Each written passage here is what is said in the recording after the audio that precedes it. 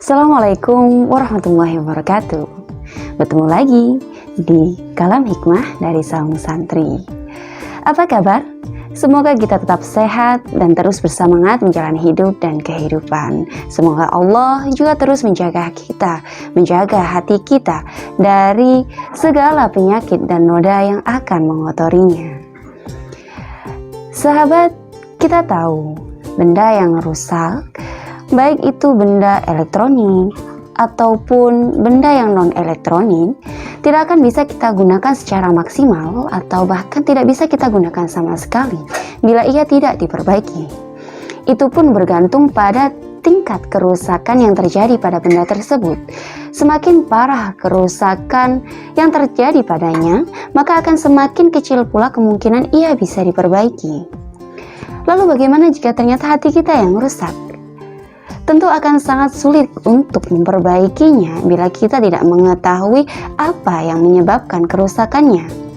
Sementara hati kita hanya diketahui oleh Allah Subhanahu wa Ta'ala, oleh diri kita sendiri, dan juga oleh orang-orang yang dipilih oleh Allah Subhanahu wa Ta'ala yang akan menjadi mekanik yang memperbaiki hati kita.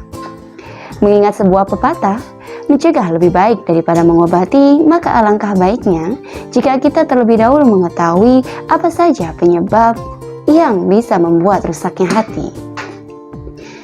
Imam Hasan Al-Basri mengungkapkan ada 6 perusak hati.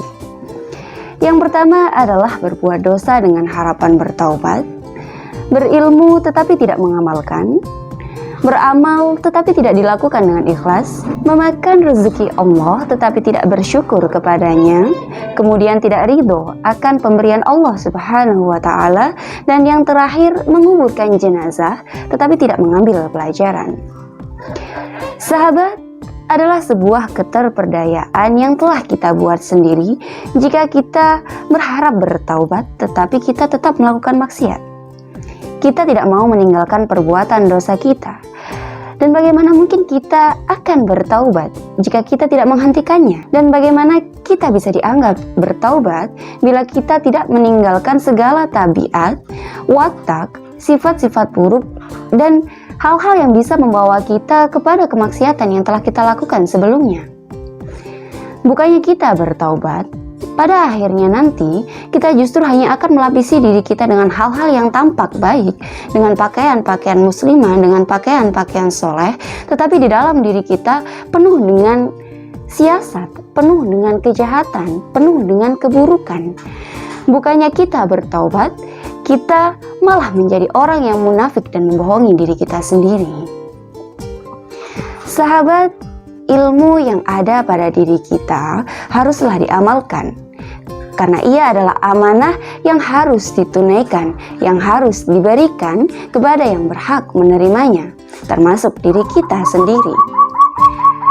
Ada banyak keutamaan-keutamaan mengamalkan ilmu, tetapi banyak pula keterangan yang menjelaskan tentang akibat-akibat yang akan berimbas pada diri kita jika kita tidak mengamalkan ilmu kita.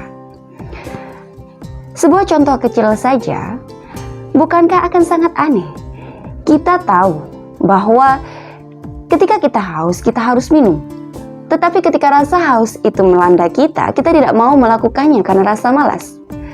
Atau ketika kita lapar, harusnya kita makan. Tetapi ketika perut kita merasa lapar, mengapa kita tidak mau mengambil makanan? Kemudian, jikapun kita mengamalkan ilmu yang ada pada diri kita, terlebih dahulu kita harus menata hati kita, menata niat kita, dan meneguhkannya agar semata-mata apa yang kita lakukan, ilmu yang akan kita amalkan ini hanya untuk mengharap ridho Allah Subhanahu wa Ta'ala. Mengapa harus seperti itu? Ini supaya amal yang kita lakukan nantinya ini tidak akan sia-sia, juga agar tidak terkotori oleh keinginan untuk pamer, untuk membanggakan diri, untuk merendahkan orang lain, ataupun menjadi merasa sok tahu. Allah Subhanahu wa Ta'ala adalah Sang Maha Tahu, dan Allah adalah pemilik segala ilmu. Maka pantaskah jika kita bersikap sombong kepadanya? Sahabat, harusnya kita malu. Semua yang ada di sisi kita adalah pemberian dari Allah Subhanahu wa Ta'ala. Tetapi sebagian besar dari kita sulit atau bahkan tidak mau sama sekali untuk berterima kasih kepada Sang Maha Pemberi, yaitu Allah Subhanahu wa Ta'ala. Padahal ketika kita memberi kepada orang lain, kebanyakan kita selalu menuntut orang lain tersebut berterima kasih kepada kita, membalas pemberian kita, atau setidaknya menghargai pemberian kita. Kita merasa kita hanya mendapatkan sedikit, padahal tak jarang yang banyak justru akan menjerumuskan kita dan melalaikan kita. Kemudian tumbuhlah dalam hati kita sifat tamak. Kita tidak lagi peduli akan kebutuhan orang lain dan hanya memikirkan kebutuhan kita sendiri dan hanya mau dipedulikan kebutuhan kita. Sahabat, kita harus banyak mempertanyakan kepada diri kita, mengapa ketika kita melihat tetangga kita, saudara kita, keluarga kita, atau bahkan orang tua kita sendiri meninggal dunia, yang mana kita juga mengantarkan mereka ke tempat peristirahatan terakhirnya, kita merasa tenang-tenang saja, seolah-olah kita tidak akan mendapatkan giliran menyusul mereka menjadi jenazah dan akhirnya dikuburkan. Kita menyia-nyiakan waktu kita di dunia, padahal harusnya kita mengerti dan kita tahu apa yang diinginkan oleh mereka yang telah dikuburkan adalah kembali ke dunia untuk memperbaiki amal mereka, untuk memanfaatkan waktu mereka semaksimal mungkin. Semoga kita terhindar dari 6 perusak hati ini.